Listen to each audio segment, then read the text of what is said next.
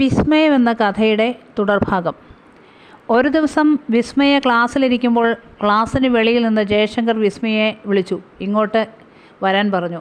അവൾ ഇറങ്ങിച്ചെന്നു. മുഖവുരയൊന്നും കൂടാതെ പറഞ്ഞു, ഒരു കാര്യം ഞാൻ പറഞ്ഞേക്കാം. ആകാശിനോടുള്ള അടുപ്പം നിർത്തിക്കൊള്ളണം.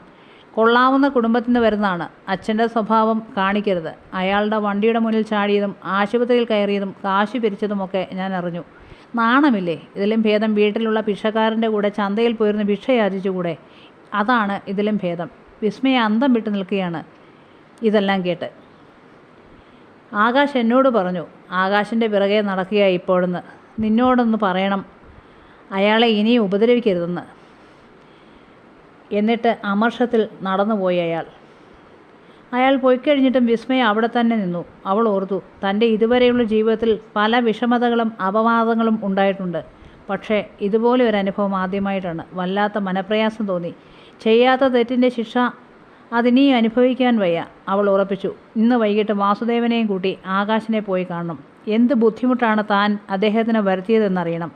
ആശുപത്രിയിൽ തനിക്ക് ചിലവഴിച്ച പണം എത്രയെന്ന് ചോദിക്കണം. അല്ലാതെ എന്തെങ്കിലും പണപ്പിരിവ് ഞാൻ നടത്തിയോ എന്ന് അറിയണം. എന്നും എല്ലാവരുടെയും പഴിയും കേട്ട് ജീവിക്കാൻ എനിക്ക് വയ്യ. അന്ന് വൈകിട്ട് വാസുദേവനോട് അവൾ നടന്നതെല്ലാം പറഞ്ഞു. എല്ലാം കേട്ട് വാസുദേവൻ പറഞ്ഞു, മോളെ, ഇത് വിശ്വസിക്കേണ്ട. അങ്ങനെയൊന്നും ആ സാറ് പറയില്ല. എങ്കിലും മോളുടെ സമാധാനത്തിന് അദ്ദേഹത്തെ നമുക്കൊന്ന് പോയി കാണാം. പിറ്റേന്ന് ശനിയാഴ്ചയായിരുന്നു. രാവിലെ തന്നെ വാസുദേവനോടൊപ്പം ടൗണിൽ പോയി വിസ്മയ.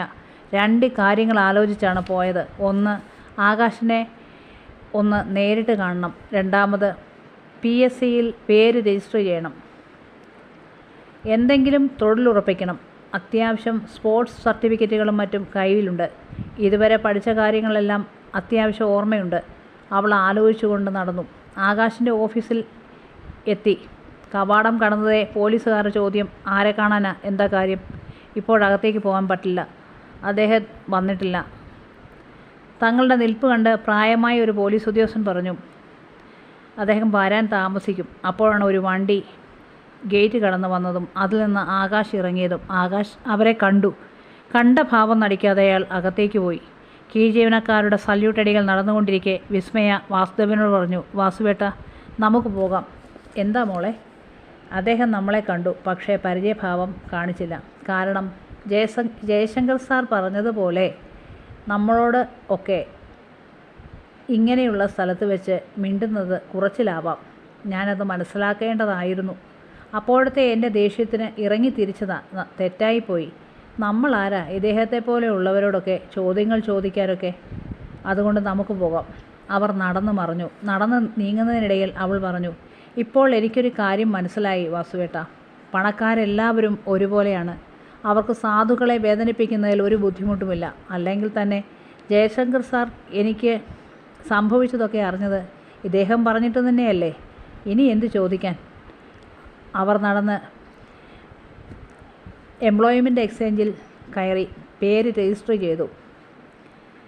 അതിനുശേഷം അവർ തിരികെ വീട്ടിലേക്ക് പോയി. വീട്ടിൽ ചെന്നതിന് ശേഷം വിസ്മയെ ചിന്തിച്ചത് മുഴുവൻ ഒരു പുതിയ ജോലിയെക്കുറിച്ചാണ്. എങ്കിലും ഈ വർഷം കഴിയാതെ തനിക്കൊന്നിനെക്കുറിച്ചും ചിന്തിക്കുവാൻ സാധിക്കുകയില്ല. കാരണം ഡിഗ്രി പൂർത്തിയാക്കണ്ടേ. ആകാശ് ഓഫീസിൽ ചെന്ന് അടിയന്തര ഫയലുകളും കേസുകളും കൈകാര്യം ചെയ്തതിന് ശേഷം പുറത്തു നിൽക്കുന്ന പോലീസ് ഓഫീസറോട് വെളിയിൽ നിൽക്കുന്ന ആ മനുഷ്യനെയും പെൺകുട്ടിയെയും വിളിക്കുവാൻ പറഞ്ഞു. അയാൾ പോയി നോക്കുമ്പോൾ അവിടെയെങ്ങും ആരുമുണ്ടായിരുന്നില്ല. ഉടനെ തന്നെ അയാൾ വന്ന് പറഞ്ഞു, സർ, പുറത്ത് ആരുമില്ല, അവർ പോയി കഴിഞ്ഞു. അത് കേട്ടതും ആകാശ് എഴുന്നേറ്റ് വെളിയിൽ പോയി ചോദിച്ചു, അവരെവിടെ പോയി? അപ്പോൾ ഓഫീസർ പറഞ്ഞു, അവർ രാവിലെ വന്നതാണ് സർ, ഞങ്ങൾ കടത്തിവിട്ടില്ല. ആ കുട്ടി പറഞ്ഞു സാറിനെ കാണാൻ വന്നതാണ്, ഒന്ന് കടത്തിവിടണമെന്ന്. സാർ വന്നു കഴിഞ്ഞാണ് അവർ പോയത്. ആകാശിന് എന്തോ നഷ്ടബോധം തോന്നി. അതുവരെ ഉണ്ടായിരുന്ന പ്രസരിപ്പും ഉന്മേഷവും നഷ്ടമായതുപോലെ തോന്നി. താൻ ചെയ്തത് തെറ്റായിപ്പോയോ? താൻ കണ്ട ഭാവം നടിച്ചില്ല. കാരണം സ്വസ്ഥമായി ഇരുന്നിട്ട് വിളിച്ചു വന്നത് എന്തിനാണെന്ന് ചോദിക്കാമെന്ന് വെച്ചു. അത് തെറ്റായിപ്പോയോ? അയാൾ സ്വയം ചോദിച്ചു. താൻ എന്തിനാ അത് തന്നെ ചിന്തിക്കുന്നത്? അവർ തൻ്റെ ആരാ? ഇന്നലെ കണ്ട അവരെക്കുറിച്ച് ഇത്രയൊക്കെ ചിന്തിക്കണോ? അയാൾ വീണ്ടും ജോലി തിരക്കിലായി. പിന്നീട് ഒരിക്കലും വിസ്മയ ആകാശിനെ കണ്ടാൽ നോക്കുകയോ ചിരിക്കുകയോ പോലും ചെയ്യാറില്ല. ആകാശ് പലപ്പോഴും വിസ്മയെ കണ്ടിരുന്നു, മിണ്ടാൻ ശ്രമിച്ചിരുന്നു. പക്ഷേ അവൾ അയാളെ ശ്രദ്ധിക്കാതെ ഒഴിഞ്ഞു മാറി. താൻ കാരണം വലിയ ഒരു മനുഷ്യന് പേരുദോഷം ഉണ്ടാകാൻ പാടില്ല. ആ വർഷം ഡിഗ്രിക്ക് വിസ്മയയ്ക്ക് ആ കോളേജിലെ തന്നെ ഏറ്റവും മികച്ച മാർക്ക് ലഭിച്ചു. എന്നിട്ടും വിസ്മയയ്ക്ക് വലിയ സന്തോഷമൊന്നും തോന്നിയില്ല. വിസ്മയുടെ മനസ്സിൽ ഒരു ജോലിയായിരുന്നു എപ്പോഴും ചിന്ത. ഇനിയും മീൻ വിറ്റ് നടന്നാൽ ശരിയാകില്ല, കുറച്ചുകൂടി മെച്ചപ്പെട്ട എന്തെങ്കിലും നോക്കണം. കുറച്ചിലായിട്ടല്ല, അധികം ഇപ്പോൾ ചിലവ് അധികരിച്ചിരിക്കുന്നു. തന്നെയുമല്ല, രാവിലെയുള്ള പോക്കും വരവും ഒരുപാട് അനുഭവങ്ങൾ വിസ്മയയ്ക്ക് സമ്മാനിച്ചിട്ടുണ്ട്. തൻ്റെ മനോധൈര്യവും ആത്മവിശ്വാസവും ഒന്നു മാത്രമാണ് തന്നെ ഇതുവരെ മുന്നോട്ട് നയിച്ചത്. എങ്ങനെയൊക്കെയോ ഇതുവരെ എത്തി. ഇനിയും എത്ര നാൾ ഇങ്ങനെ പോകും? അല്പം കൂടി ഭേദപ്പെട്ട എന്തെങ്കിലും തൊഴിൽ നോക്കണം. വാസുദേവനും സേവ്യർ ഏട്ടനും പറയുകയുണ്ടായി. മുതിർന്നവരുടെ വാക്കുകളെ തള്ളിക്കറിയാനാവില്ലല്ലോ. വിസ്മയ തീരുമാനിച്ചു. അങ്ങനെയൊക്കെ വിസ്മയയ്ക്ക് PSCയുടെ ഒരു വിജ്ഞാപനം ഫോണിൽ വന്നു. ഏതെങ്കിലും വിഷയത്തിൽ ബിരുദമുള്ളവർക്ക് അപേക്ഷിക്കാവുന്ന തസ്തികകളെക്കുറിച്ച്. അതിൽ സബ് ഇൻസ്പെക്ടർ തസ്തികയിലേക്കുള്ള ടെസ്റ്റും ഇൻ്റർവ്യൂവിനെക്കുറിച്ചുമൊക്കെ ഉണ്ടായിരുന്നു. ഏതായാലും അപേക്ഷ സമർപ്പിക്കാൻ വിസ്മയ തീരുമാനിച്ചു. തനിക്കിപ്പോഴുള്ള യോഗ്യതയുടെ അടിസ്ഥാനത്തിൽ ഉള്ള തസ്തികകളിലെല്ലാം അവൾ അപേക്ഷ സമർപ്പിച്ചു. അതിനുശേഷം കൈവശമുണ്ടായിരുന്ന ഒരു ഗൈഡ് സമയം കിട്ടുമ്പോഴെല്ലാം വായിച്ചു നോക്കി. ഒരു ദിവസം കോളേജിൽ നിന്ന് ഒരു മെസ്സേജ് വന്നു. ഏറ്റവും കൂടുതൽ മാർക്ക് വാങ്ങിയവർക്ക് ഒരു സ്വീകരണം കൊടുക്കുന്നത് എന്നറിയിച്ചുകൊണ്ട്. ആദ്യം വിസ്മയ പോകണ്ടെന്ന് തീരുമാനിച്ചു. പിന്നെ ഓർത്തു, താനെന്തിന് പോകാതിരിക്കണം? തന്നെ അവഗണിച്ചു കൊണ്ടിരുന്നവരുടെ മുൻപിൽ തനിക്കൊരു അംഗീകാരം കിട്ടുന്നത് നല്ലതല്ലേ? അവൾ ഉള്ളതിൽ നല്ല ഒരു വേഷവും ധരിച്ച് ചെന്നു. കവാടത്തിൽ തന്നെ വലിയ അക്ഷരത്തിൽ വിസ്മയ വി നാഥിന് അഭിനന്ദനങ്ങൾ എന്നെഴുതി വെച്ചിരിക്കുന്നു.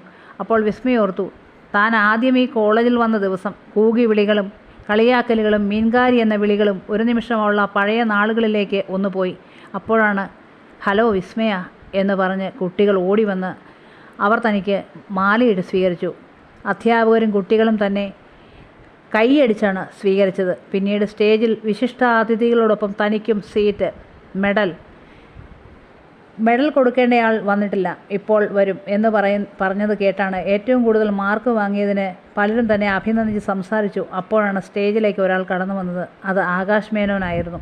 അദ്ദേഹം തന്നെ ആശംസിച്ചു, ഒപ്പം മെഡലും സമ്മാനിച്ചു. ഒരു ട്രോഫിയും കോളേജിൻ്റെ വകയായി കിട്ടി. കോളേജ് യൂണിയൻ ചെയർമാൻ തന്നെ സ്ഥിരമായി അവഹേളിച്ചിരുന്ന തൻ്റെ ക്ലാസ്സിലെ തന്നെ കുട്ടിയായിരുന്നു. ആരതി എന്നാണ് ആ കുട്ടിയുടെ പേര്. ആരതി തന്നെ അനുമോദിച്ചൊരു പ്രസംഗവും നടത്തി. പ്രസംഗത്തിൻ്റെ അവസാന ഭാഗം എത്തിയപ്പോൾ ആരതിയുടെ സ്വരം ഇടറി. അവൾ സകലരെയും സാക്ഷിയായി തന്നോട് ക്ഷമ പറഞ്ഞു. തന്നെ അവഹേളിച്ചതിനും ക്യാൻറ്റീനിൽ വെച്ച് തന്നെ കളിയാക്കിയതിനും എല്ലാം വിസ്മയ എഴുന്നേറ്റ് ചെന്ന് ആരതിയെ സമാധാനിപ്പിച്ചു. എന്നിട്ട് നന്ദി പറഞ്ഞ കൂട്ടത്തിൽ തൻ്റെ ജീവിതത്തിൽ അവഹേളനങ്ങളും അപവാദങ്ങളും ഒന്നും പുതിയ കാര്യങ്ങളല്ല. ജീവിത പ്രശ്നങ്ങളുടെ ഇടയിൽ ഇതിലൊന്നും ഞാൻ ചെവി കൊടുക്കാറുമില്ല. എപ്പോഴും മുന്നോട്ട് പോകാനുള്ള വഴികൾ മാത്രമാണ് ഞാൻ ചിന്തിച്ചിട്ടുള്ളത്. ആരോടും ഒരു പരിഭവവും എനിക്കില്ല, സ്നേഹം മാത്രമേയുള്ളൂ, അവൾ പറഞ്ഞ് അവസാനിപ്പിച്ചു. അടുത്ത ഭാഗവുമായി വീണ്ടും കാണാം.